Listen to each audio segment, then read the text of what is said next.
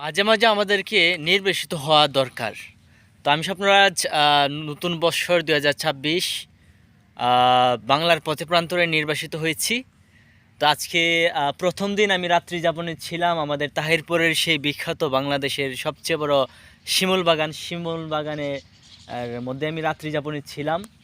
আপনারা লক্ষ্য করবেন যে এই যে বিশাল শিমুল গাছ চারপাশে, এটা হলো মোট ১০০ বিঘারও বেশি জায়গা জুড়ে বিস্তৃত এবং এখানে রয়েছে মোট ৩,৫০০-এরও বেশি গাছ।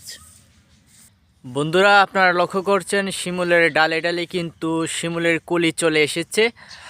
তো শিমুল ফুল ফোটার প্রকৃত সময়টা হলো যে ফেব্রুয়ারি মাসে যদি আপনি আসেন, এই যে ৩,৫০০ গাছ জুড়ে শিমুল ফুলগুলো ফুটে থাকবে, এটা আসলে মানে দেখার জন্যে আমাদের ৬৪ জেলা থেকে ভ্রমণপ্রেমী মানুষরা ছুটে আসেন। আর আজকে সকালটা আমার মূলত পাখির শব্দে ঘুম ভাঙে, সব মিলে আসলে অসাধারণ ছিল।